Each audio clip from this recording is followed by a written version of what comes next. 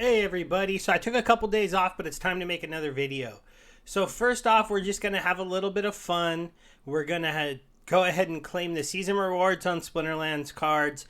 And then we're going to go ahead and talk about the tokens and the vouchers and their current value and where they're headed and what I think about those. So we'll start off with a recap of the season for me. It was another tough season. I was able to get my smallest account back to Diamond 3 like normal, so still that Earth team that has high level cards let somebody with only 2 teams and a Magic Summoner on Dragons make it to Diamond 3. So it's good to know that you can still do that with like a level 6 Earth team if you have a Flesh Golem. However, that could be changing in the near future. We'll have to see. My other account that doesn't really have even one team quite as strong as that, but has 6 teams, all 6 teams at level 6, I really need to add some like firepower to that account and some better cards because it was only also able to make it to Diamond 3. As far as my top account, I got stuck about 100 points short of Diamond 2. I really think in the last 2 days I played too much. I stopped being able to focus. I had a really bad record on the season. So I got stuck in Champ 3. Couldn't quite make that push to Champion 2. Another reason why is because I haven't gone like full bore and bought up all of the Chaos Legion cards, and I still have a tough time with those level 5 beta summoners that I don't have. They still kind of beat me a lot, which is why I'm looking forward to Modern. I do plan to become a Modern player as far as trying to work my way up the rank to the higher leagues, and I'll probably pay the normal ladder as well until land comes out, and then my alpha and beta cards will become workers on the lands, and my Untamed and Chaos Legions will become my deck that I play with primarily. I don't know if everyone will be doing that, but that's a kind of a game plan where I'll be going at least on my main account. My secondary accounts will be obviously doing the best value play. If it's no longer worth it to pay to use the bot to get them up to these 40 chest rewards, then it'll be more likely that those cards will just become workers on my land as well, because I currently have 2 land tracks.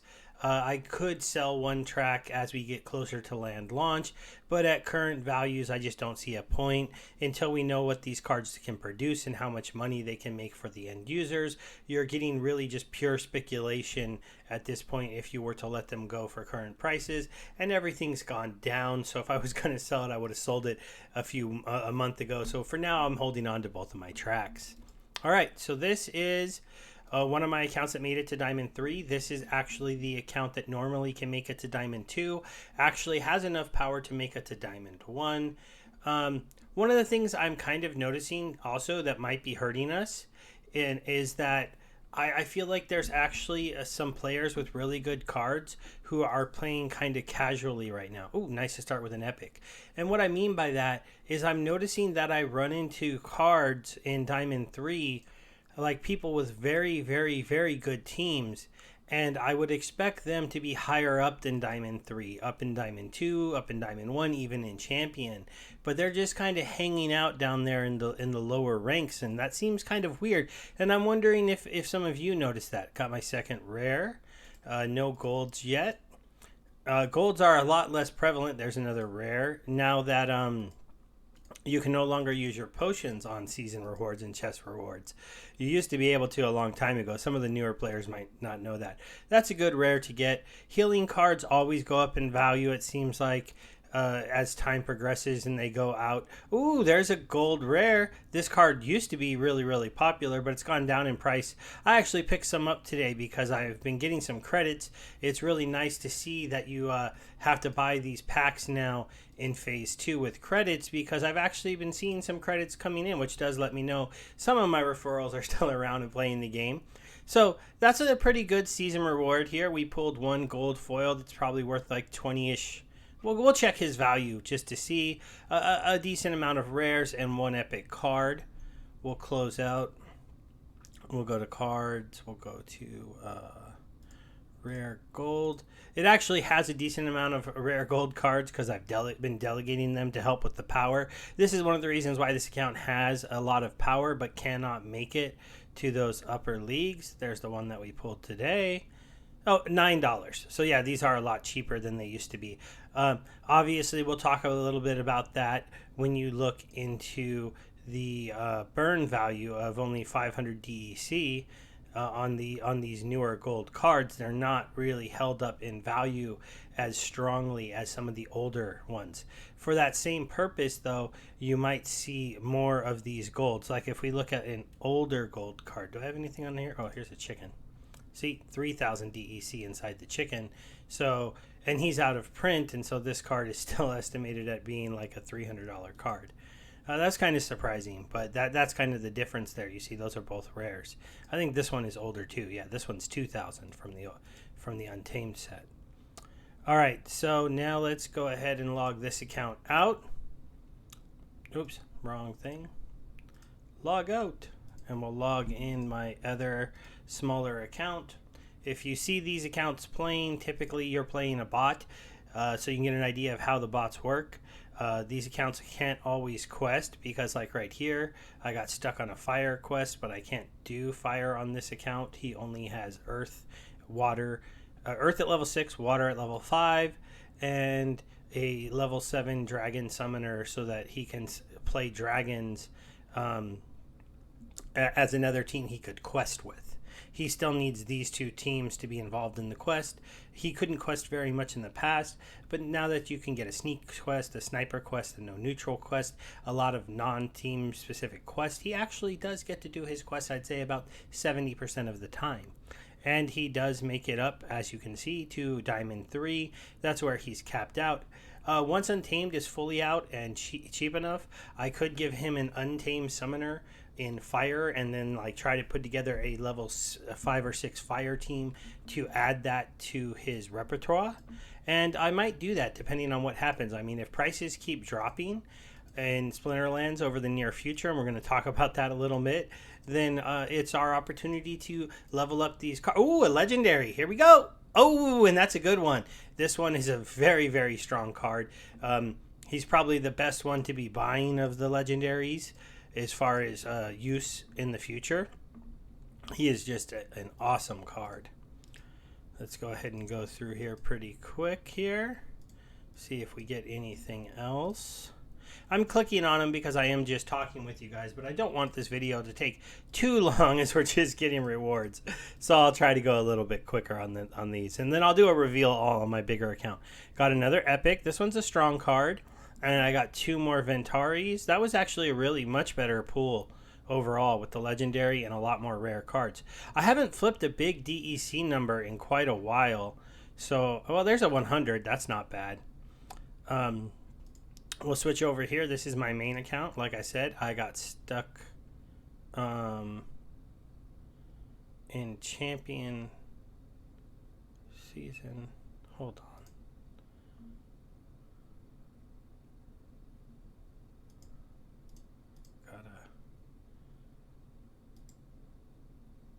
Should have 80 chests, I believe, unless they change something. We'll just go ahead and wait for this to go through. I think I just needed to refresh something. The Steam Monster site, I think,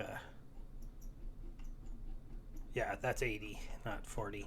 So we'll do a reveal all and go through these. We'll see if it stops and spins and we get a reason to celebrate. 2 legendaries in a season would be pretty cool, but pulling just 1 was pretty cool. I got a 137 there. That wasn't bad for DEC. We're getting a lot of common cards in my bigger pool here. This is why it's kind of nice to be able to do this a couple times, right? You actually get to see that, like, sometimes even the one with more card pools doesn't do that well. That was really strong finish there on the rares. As you could see, I was like, gosh, I haven't gotten very many rares out of all of these. There's another one, though. No legendaries, no epics on the big account, though. So no luck there. So that's kind of funny to see. So we'll close that out.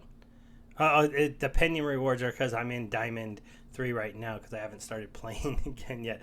Look, my dark energy crystals are super low in percentage. I only have 30% left. I probably could have zoomed in on this to go into it. All right, guys. So let's go ahead and talk about prices.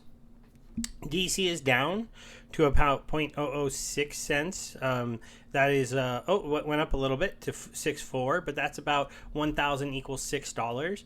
You do have to remember the original peg on DEC was that it was 1,000 equals $1. That's what it's valued at in the store, and that's why you don't want to buy potions with DEC. Obviously, use the DEC to buy credits or Hive, and then buy the credits and then buy your potions, because they haven't fixed that yet to use market prices. They're just still using it as the old peg. Now, a long time ago, if you're new, this token used to float more around 0.0007 to 0.008 or 9, which was a little bit under the peg.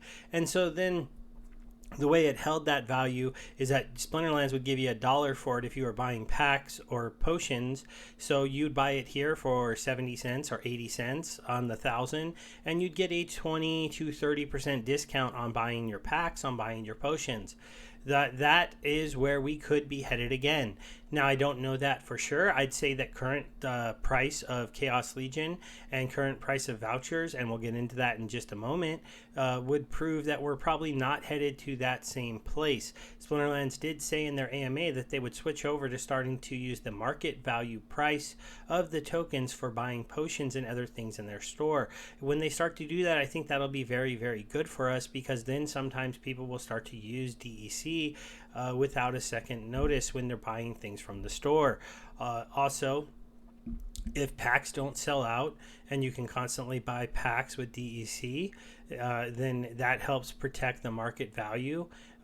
Knowing that even in the worst case scenario, you'd be looking at it holding a certain level, because only at so low could it go before it would get bought up, and then you would you would see people buying this token up to go ahead and buy cards.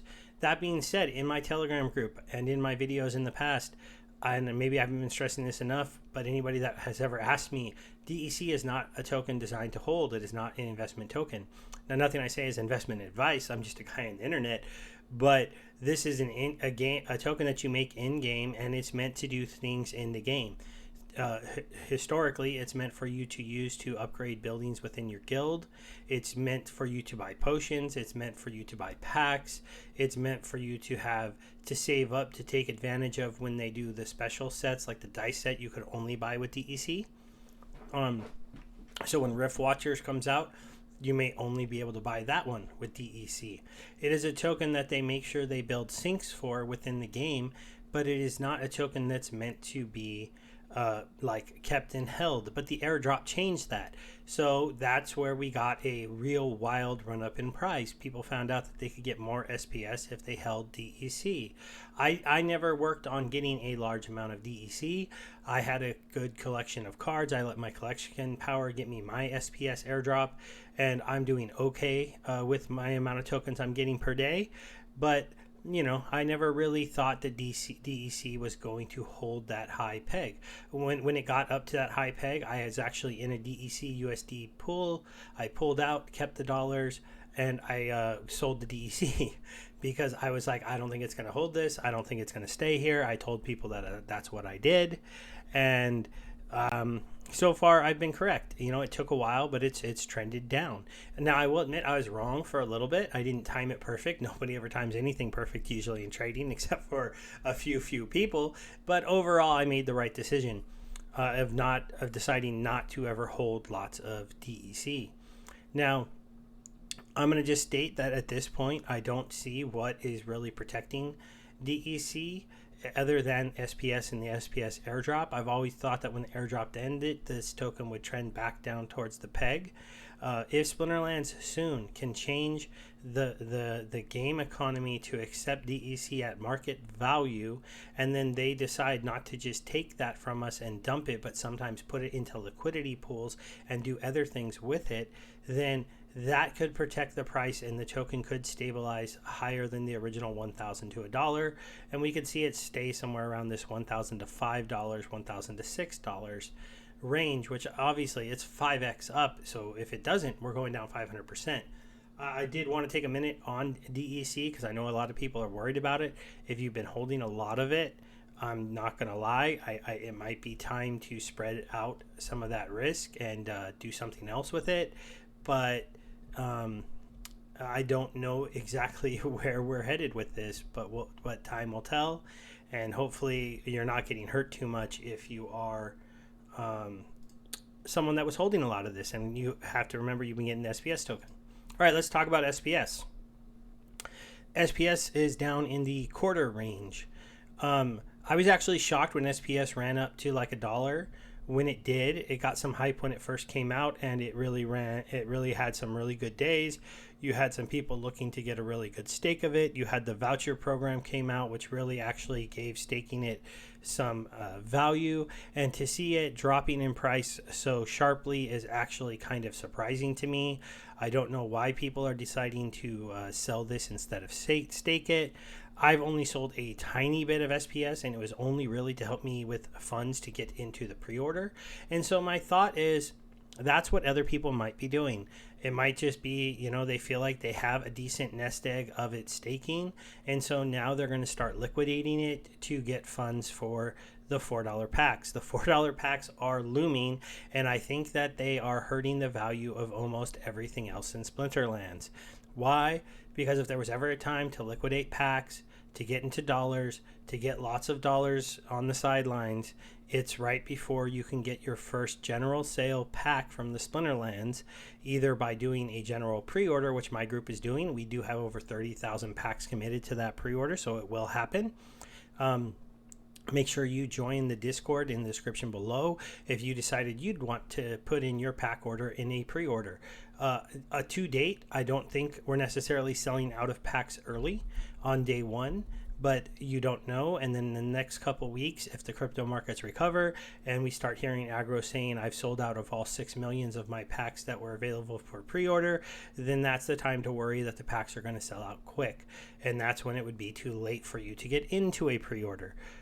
So if you want to talk to us about it, just go ahead and make sure that you do that soon. But I'm not going to push that too hard because we've already got enough people. Now let's talk about Voucher Price. So Voucher Price has been trending down. I think everybody saw this coming. I've talked about this in some past videos. Vouchers should be less than $4 because vouchers represent you getting a pack for free that would cost you $4 now. However, they are still trading slightly above $4. Which is kind of surprising, but I see them trending down to about $2 in the near future. I am currently a voucher seller because I'm going to be buying packs in a general pre-sale order, so why not go ahead and sell a $4 voucher and get a free pack in the pre-order but I'm someone who already took care of the pre-sale, so I already have packs. I'm already getting airdrop 2 and 3, at least a card or two. But I can also open those cards in packs, so it's not as important as Dr. Blight, who you could not open in packs. So I'm of the mindset to do a very big order there and not worry too much about buying packs right now. People who decided to forego using $20 vouchers, however, to get into a pre-sale, I can see them buying $4 vouchers to buy their packs now in Phase 2, get some packs in there for the airdrop of card 2 and 3, and go ahead and just be in it. So I do think that's why we're seeing actually some strong support around $4. I think they're willing to buy $8 packs. Also, there's the other thing that supports this voucher price currently, and it's something for you to definitely watch if you're playing this game. The one last thing we'll look at is the Chaos Pack. So the Chaos Pack is currently at $7.40. So in theory, right now, if you can buy a voucher for $4, then go ahead, take that voucher with $4 and go buy a pack on the store. You can then go ahead and sell that pack on the marketplace for around $7.50. Then repeat the process, and you are getting packs for the airdrop. Now, as you can see, there's not that much liquidity here at that higher $7 range. It goes down. The first big order is down here at 3.5 Hive, which I'd have to double check what the dollar amount is on that, but it's not quite 740. I think it's around like 5 or something if you got down into there.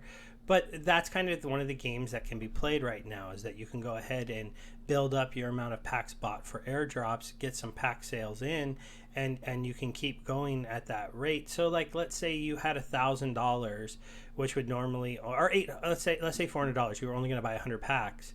So if you could buy 200 packs now with the vouchers with that same amount of money. Or wait, no, that's dollar packs, whatever. If you were buying 100 packs and you had the money to do that, you could buy 50 packs now instead if you came and got $4 vouchers, roughly, and then you could resell those and then buy like 40 and then resell those and buy 30. And at the end of the day, you would end up with a bigger amount sold for the pre-sale, but you wouldn't get to open those packs. So I don't know if that's a game anyone's really paying, but still, this is something to look at, as long as people are willing to pay $7 to $8. And we just actually went down to $6.97, so somebody did a dump on the marketplace while we were sitting here, or Hive dumped. I don't know what exactly happened, but because of that, you have to know that that this price is going to be really relevant to the voucher price, because if people are no longer willing to pay $8 for a pack, if this goes down and they're only paying $5 a pack, or if what you would expect on a secondary market right now with $4 packs to come, they should be really selling for maybe $3 a pack, well then vouchers will just plummet. So that kind of goes over all the different tokens in the set right now. This was a longer video, so if you stuck around for it, thank you very much. I do have a big video coming up on Fightland. I'll just tell that to anybody that's coming. I got a couple items to give away, and people on my Telegram can join up that giveaway now, but the rest of you will either have to stick around till the end of this and go to the Telegram, or wait for the Fightland video, which should be coming out tomorrow. Thanks, everyone. Bye.